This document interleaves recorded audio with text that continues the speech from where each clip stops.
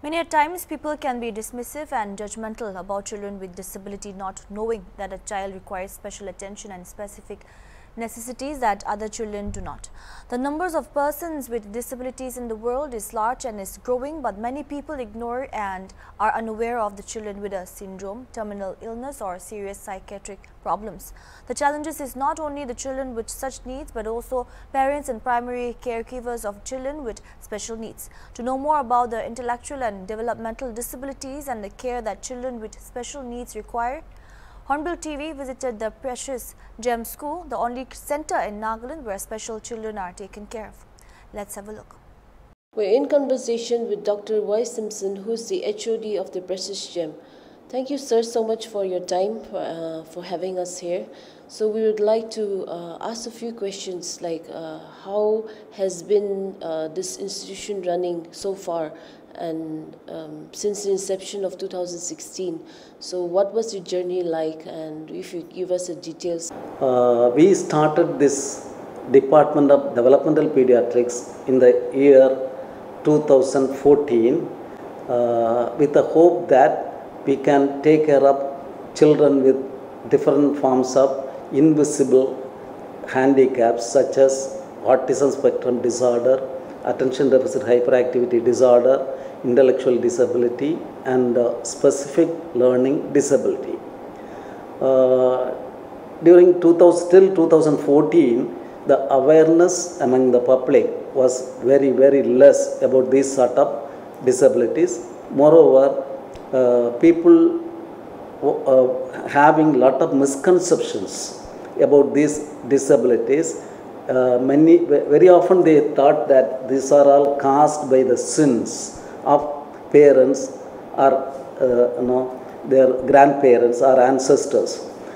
So with that feeling, a lot of taboo was attached with these conditions, and they didn't like to show their children to specialists. Moreover, they didn't know that there are facilities available for such children in other parts of the country. Unfortunately, Nagaland, there was no facility, I can say, for such children. But in the meantime, we wrote a lot of articles in newspapers to bring in awareness among the public, as well as conducted workshops for teachers and parents to create more awareness about these different types of special children in the community. The reason why we started this Precious Gems facility is because there's a major need of this, not just in Nagaland, but in the region and in the country. This is an area which is very badly neglected, not because people don't care, but it's because they don't know how to go about it. And therefore, they're in the national scene, as a government policy, they say that schools must be inclusive. And therefore, you need to have teachers who need to be trained and things like that. But that's a very superficial understanding of the subject. So, sir, like you mentioned that the invisible disability challenges that a parent can face. So, what are the early signs that a parent can notice in a child that he or she has this kind of disability? What are the common identification on these children? What can the parent do? If you can kindly explain it to us. Actually, the striking features you can notice in these children, irrespective of the type of disability, they show lot of delay in their developmental milestones. That is speech. In speech, even motor milestones, everything. Normally, a child will be able to walk by the age of 1 year. Yes. These children may be 1.5, 2 years, even some of them even after that. The same way, a child will be able to say minimum 3 meaningful words at the age of 1 year. But these children may be able to use after 2 years or 3 years, and some of them may not be able to develop also. As well as they show delay in taking care of their self-care activities like eating, dressing, toileting, all these areas they might need mother's help or other family members' help. These are some of the prominent features we can notice. But very often parents come to us with a chief complaint of speech delay. Okay. So that actually alarm the parents very often, through which these children are brought to us also. If you look at the burden or the entire load of this problem, it's massive. So some years back, our team went to one school and they looked at one school just for a few hours. They did a screening and they found there were about 17 children who had learning disabilities. Another school, they found there were 13 children. That is not the entire school. It was just a small section of that school which they did. So the actual burden is massive. And most of these are underground, unrecognized. And therefore the suffering to the parents and things like that is phenomenal. Now there is no really concerted effort in the country, which is so widespread, in a very systematic manner. So it's not good enough to train and send. So you train a few teachers, send them to a school, that is okay, it's better than nothing. But there's a huge amount more that you need. So what we really need is a center which will treat, which will train the teachers and their children and will support them for the rest of their lives.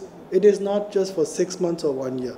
It's for the rest of their lives, because as children grow, they will continue to develop and change, and their requirements, their needs will continue to change. So also with the parents.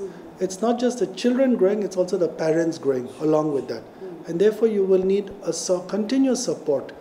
At CHSR we have everything that you need for a center for disability of that sort. So we have psychologists, clinical psychologists, special educators, prosthetics and orthotics people, occupational therapists, physiotherapists, speech and audiologists or speech therapists, physical medical rehabilitation specialists, pediatricians, orthopedicians. So we have everything along with a hospital. These children, most of them, till the age of 2, they develop typically. Their speech, their other areas of development will be in par with their age. They will be able to mix with other children. They will be able to communicate in 2-word phrases like. But after the age of 2, these children slowly they lose their communicative skills and totally stop talking, and they avoid other children, meeting other children, mixing with others, socialization, communication, and gradually they develop lot of repetitive behaviors, that is called odd or repetitive behaviors. They will be having some lot of bodily movements they will be having. Speech also, after the age of 2, is unlikely they will get back their speech, they lose. But some children, they may not develop speech, gradually they may develop, but their speech will be inadequate. So the prognosis will be better in such children than in those children who lost their speech.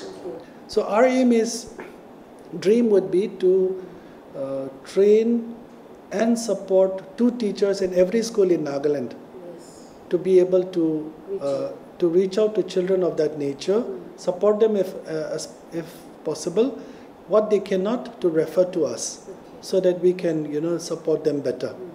So this is it's a massive need. So we really have to train a lot of manpower. We have to network with several organizations to be able to reach that.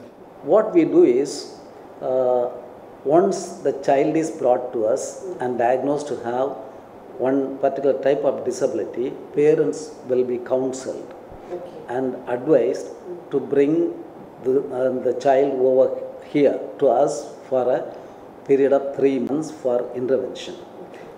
But unfortunately they cannot get the admission immediately because of the huge waiting list. Okay. So we will keep the child's name in the waiting list. When the child's turn comes, we will inform the parents bring the child to us. Along with the child, either the mother or father or both the parents can come, and we train the parents to train their children. Okay.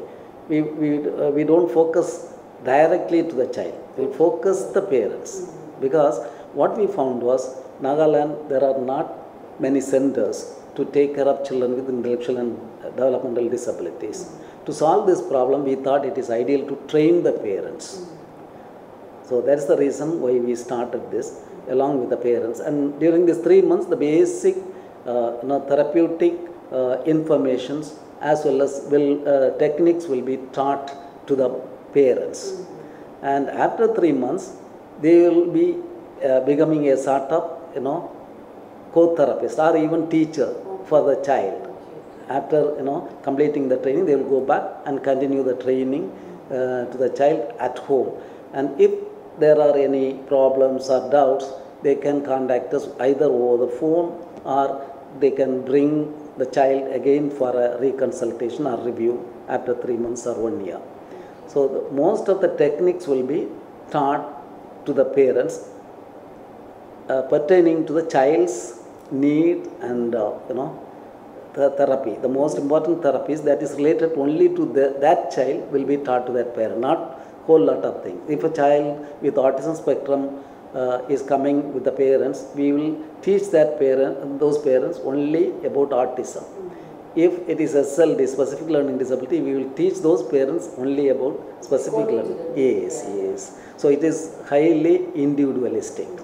It would be very important for people, as soon as they notice something slightly different, in children, or teachers, if they find that as a student is slightly distracted or, not keeping up with the rest. So that means you have a very low threshold of detection and referral. Just refer them, because that would lead to a lot of unnecessary struggles and unnecessary suffering for that child and their parents. Then we could possibly try to see how we can help. The state need quite a lot of specialists in this area, particularly at least the special teachers as well as speech therapists and occupational therapists, at least minimum.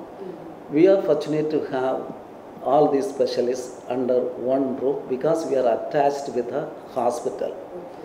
But it may not be possible for others to do the same. But at least if they start, special education centers with the help of special teachers, and later, if possible, they can appoint others also. The state government has to show more interest. But now the social welfare department is showing lot of interest because we have a very good disability commissioner.